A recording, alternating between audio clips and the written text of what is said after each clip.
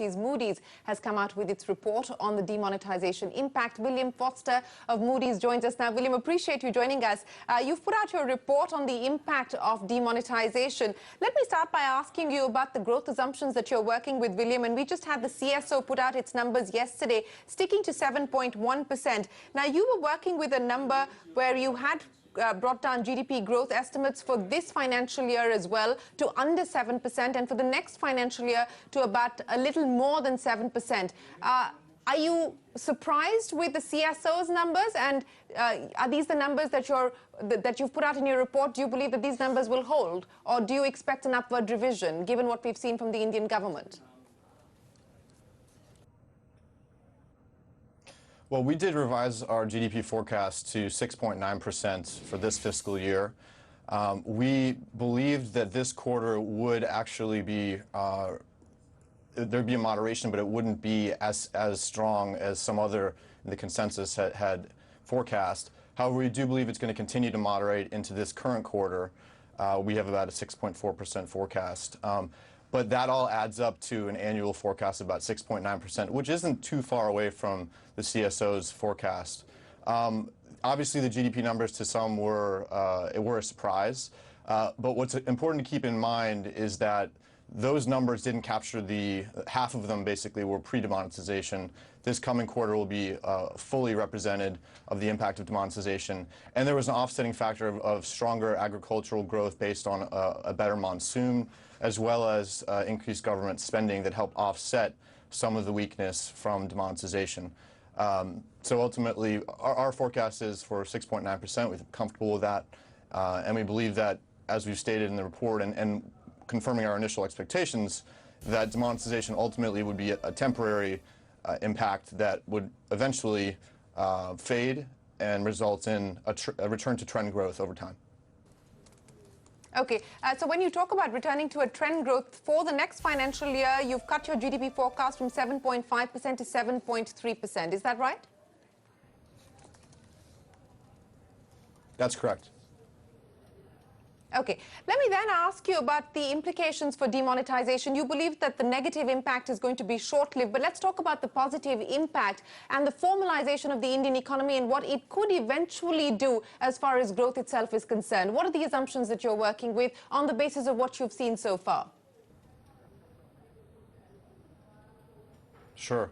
Well, in the medium term, we think it's going to be positive for India, both in terms of strengthening the institutions within India, as well as the economic picture, particularly formalization of economic activity and the ability to bring more of that activity into the tax net would result in potentially improved revenues over time and better institutional quality. So those two things are important when we look at the credit profile from the Moody's perspective. What we have seen thus far, obviously, is about, I think, 60% or so of the notes have been remonetized. That trend should continue and ultimately provide more and more information to the authorities based on the money that had originally been deposited on what types of transactions may be behind the earnings ultimately, and that eventually would provide an information set that could lead to improved tax administration and tax collection and broadening of the overall tax base. As of now, it's not entirely clear how that will be, how those reforms will move forward, but we do expect that the demonetization was an initial step in a bigger picture where the government plans to follow on with certain reforms that will leverage the demonetization to improve the overall outlook from a fiscal perspective and institutional perspective. Let me then ask you about the impact of demonetization as far as asset quality is concerned, because that has been a big challenge for India's banking system. And also, when do you start to see a pickup as far as credit offtake is concerned, because that continues to be sluggish. And when we talk to bankers, most believe that interest rates may have troughed out at these levels. That's a great question. Obviously, that's a prolonged weakness that hasn't been fully addressed quite yet. The recognition of the NPLs was an important first step that's happened over the last 2 years or so, but there hasn't been a clear mechanism in place to resolve those MPLs. So that's going to be very important for credit offtake to pick up, in addition to the demand side of things, where investors and consumers need to feel confident that they want to take out loans to reinvest in the economy. And so I think that's a more protracted process. We are obviously looking for a clear indication of when that investment cycle will ultimately turn. I think demonetization obviously provided a temporary layer of uncertainty for both investors and consumers, which understandably resulted in a slowdown in credit offtake.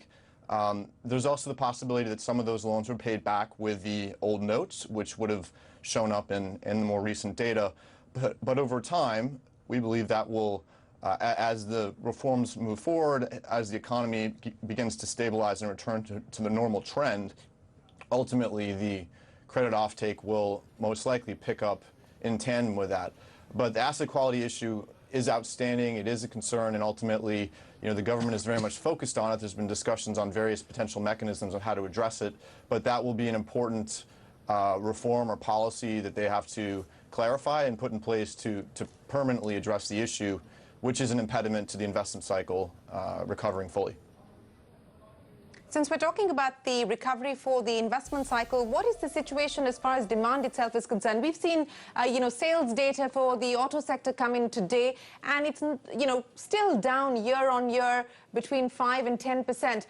What is your own take on demand picking up across sectors like auto, real estate, cement, etc.? And a final word in terms of credit rating and where you see that headed.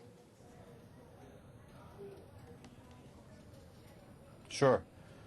Well, the sectors that didn't perform as well in the GDP print that just came out were obviously mostly in the services sector. You saw financial services, real estate, construction. That's not a surprise ultimately, because those were areas where demonetization had quite a big impact. Over time, we believe that will improve as demonetization fades out. And in our expectations for this current quarter, we believe that will continue to have an impact, but that it will ultimately recover during the second half of the year and pick up. And that's the basis by which we believe that the trend will revert to the mean ultimately prior to demonetization.